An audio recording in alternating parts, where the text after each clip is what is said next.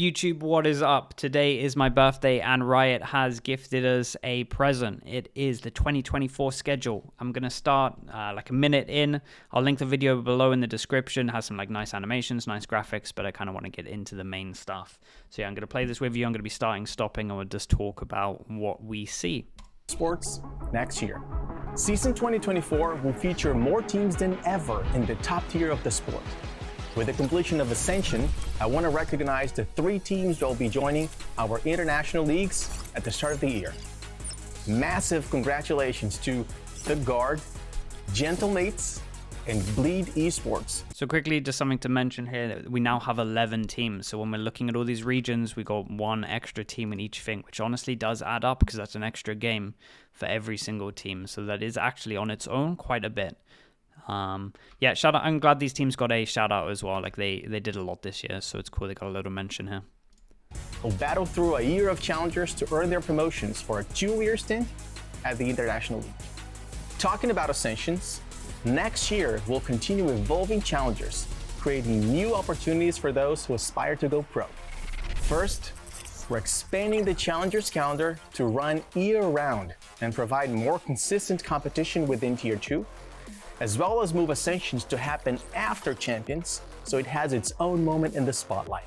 Okay, so yeah, what he talked about there is, first of all, Ascension getting moved over towards September. This is where Champs is. Champs finishes, and then we have the Ascension beginning, which I think is cool. Again, just going to get some eyes on it. People that were just like, damn, Champs was hopefully was great, and we want to watch some more Valorant. This is the next tournament for people to watch. I think that's a really cool idea because Ascension was actually really exciting to watch, so I like that.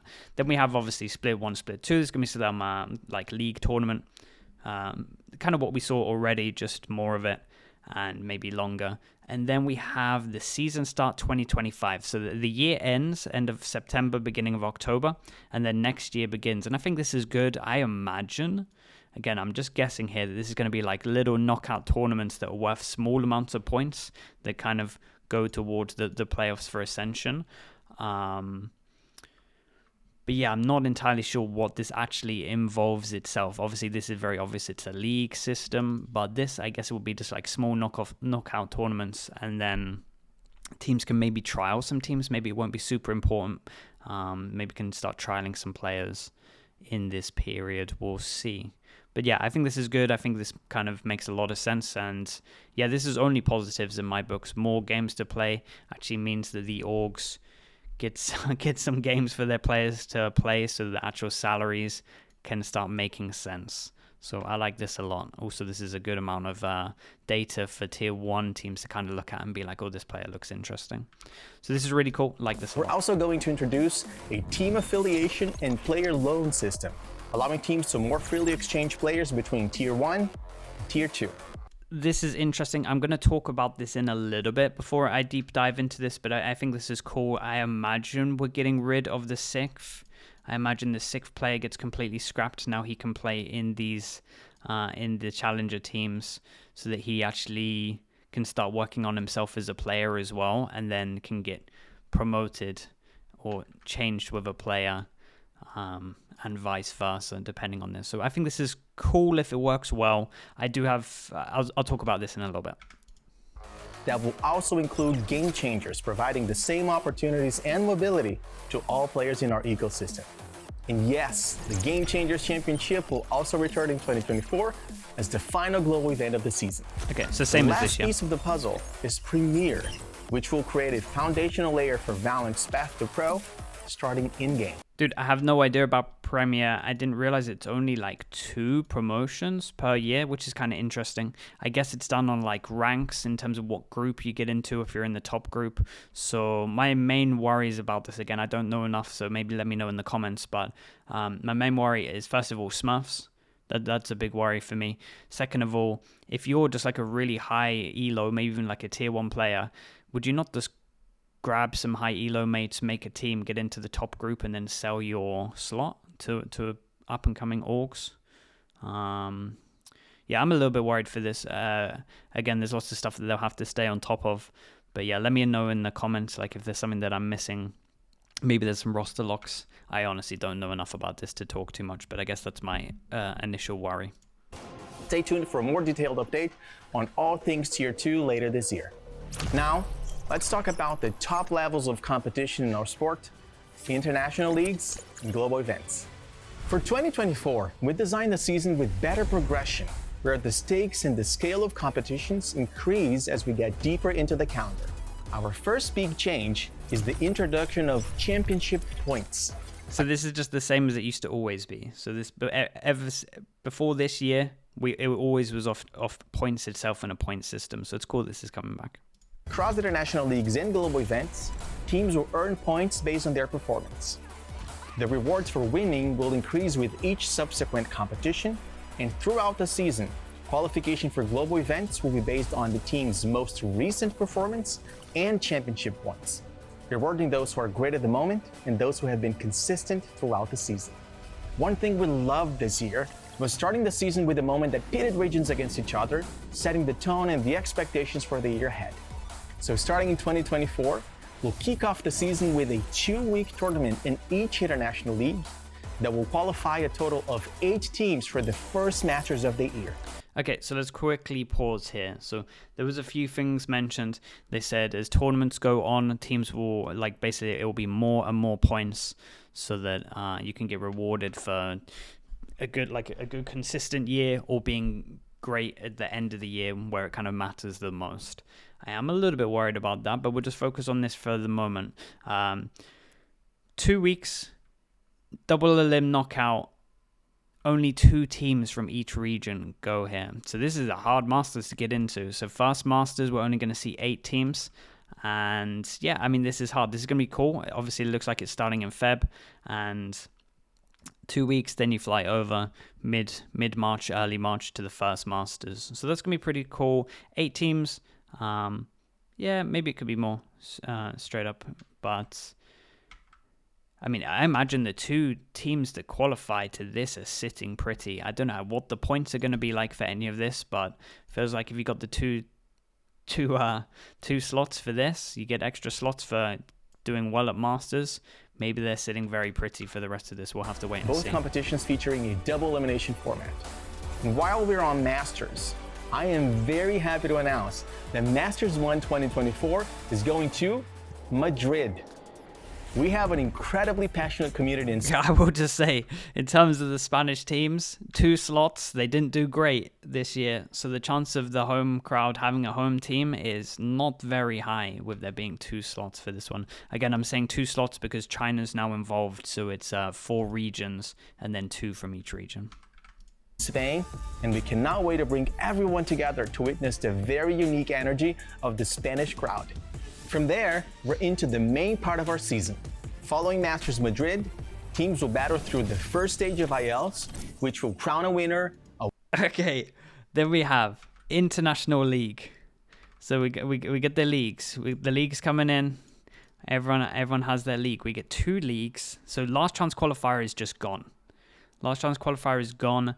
And then we get International League, which looks like it's in the space of a month. So something that took 2.5 months earlier is now condensed into a month. So I'm mad interested to see how they do that. I guess there's going to be a lot of games. I think it might be impossible for me to try and stream every single season if that's the case. And then winners of that go into Shanghai. Right. And then after you go to Shanghai, you then have an extra league, which looks like it's a little bit longer. So maybe, I'm guessing again, this is going to be worth more points. This could be a little bit of an overlap as well somewhere here. I'm not entirely sure. Could be either side here. So we don't know the exact start date. But it looks like it's a month and a half roughly for the leagues itself. So yeah, I guess two games a week would make sense if we were trying to condense it into like 6 weeks, 5 weeks.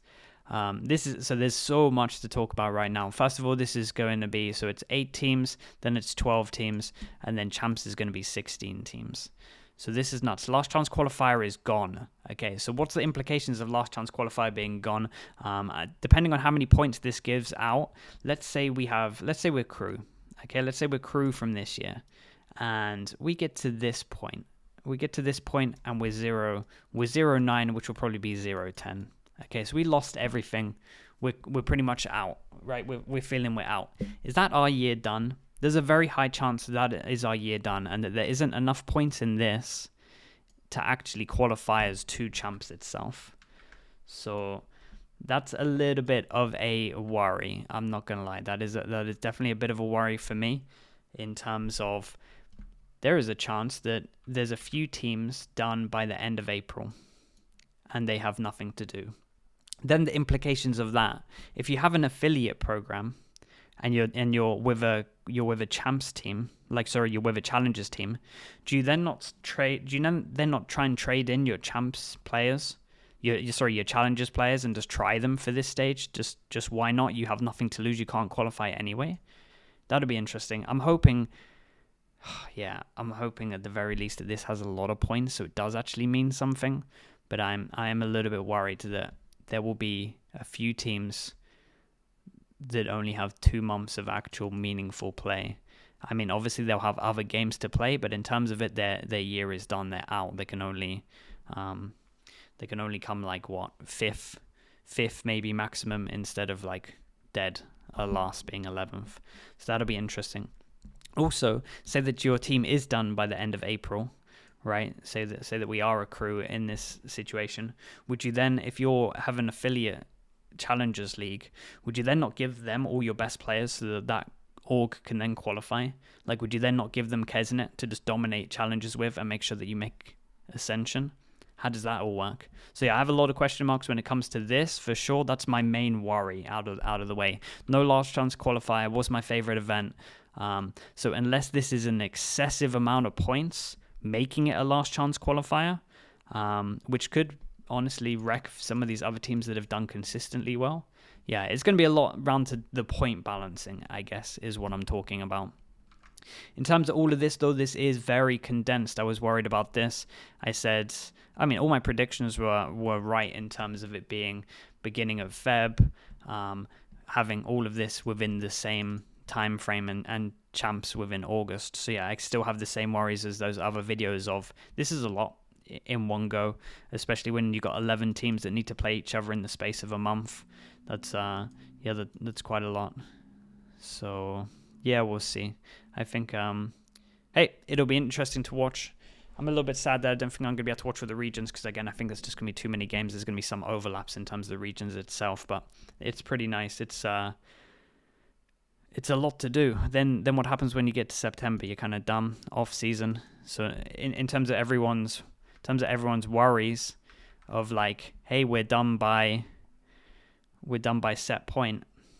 I mean, let's think about it. Some teams will be done here. Every other team apart from 4 will be done here. So let's say 2 teams from each region, maybe even 3, are fully done by the end of April, and then all 6 teams that didn't make it are done by mid-July. So what, 1, 2, 3, 4, 5.5 months of playing, and then your year's done. So yeah, maybe some of those teams will want to go into the Challengers stage. I'm not sure. It's going to be interesting. Very condensed for sure. But at least for viewers, it's great to watch. Champs should be cool. And then again, we have Ascension and everything. Right, we'll keep this one rolling. I think I pretty much covered a lot of my questions with this. Award championship points and qualify 12 teams for the second Masters of the Year that will happen in Shanghai, China. By August, teams will have played through the season kickoff, 2 Masters, and 2 stages of international leagues, earning championship points along the way. The top 16 teams in the VCT will then qualify to champions. This is still pretty cool though. Like, obviously China is now involved, so I mean, top 4. That's relatively. That's good. That's a lot of spots. Like, teams. As much as I'm like defending the team, saying that their year is done, it feels like top 4. That's enough slots that you should be making it. So it's 40%, just under, because 11 teams. In crowning the best Valorant team in the world. Finally, I am extremely excited to share that China will join the Americas, EMEA, and Pacific as the 4th official league in the VCT. The Chinese community has shown their potential, teams have continuously made their mark at global events, and with the launch of Valorant in China, we want to officially welcome the community into our global sport. So that's it, folks. Next year is going to be incredible. So there it is. There is everything together. So yeah, I mean, again, we covered this. Pretty cool. This questions. And obviously this is Game Changers where my head is blocking. So at least we have some good stuff to watch. But yeah, like I'm saying, this is all very condensed. Also very interested to see how. So obviously this is a 2-week tournament, and then this is a LAN. But then we have to fit an 11-team league, fly them all out, fly the winners out to Shanghai, which would be 3 of them, and then fly them back in time for another 11-team league. That's then done by the end of July. Like, this schedule is going to be compact as anything. It really is. But in terms of it, tier 2, great plus to look at. Premier, if they do it right, could be really, really cool. So yeah, definitely some positives, definitely some questions, some negatives. It feels like tier 1, all of the kind of feedback that maybe the players were saying didn't get listened to. Maybe like it's just the same. I would actually say it's a little bit more full on and actually more time off in terms of if you don't qualify than this year. So yeah, a little bit worried. But also, again, like I'm saying, it's 4 teams for champs. If you're not in these 4 teams, like, it's kind of your own fault. Like, it's still a lot of teams. 4 out of 11, in my mind, that's a lot from a region. So it's it's kind of whatever you wanna perceive it as. Like, chat, let me know in the comments if you think this is good. I'm saying chat on YouTube, of course. Yeah, let me know in the comments what you're thinking. Is this enough? Is it too brutal? Are teams going to abuse the affiliate thing? Say that, oh, your teams are done in April. You've only played 1 challengers. Then say it is again, you get crew. You just get 2 players of crew into 1 team. Are they then going to dominate this? Because it doesn't matter about all of this and you just switch them over? Like, I have no idea what's going to go down. It's really interesting. There's definitely some options that can be made. I think rules need to be very precise. So yeah, I'm interested for sure. We will see what happens. Let me know in the comments what you're thinking. Maybe I'm being too negative, but I think all of my worries, I expressed them before, and I think they're all kind of I think they're pretty relevant. I think they're pretty spot on. I know how much time and effort a lot of the players put in. So, I mean, at least they get a long off season. There's that as well. We'll see what the third-party tournaments are like. Okay, yeah, if you like this video, if you got comments about it, let me know.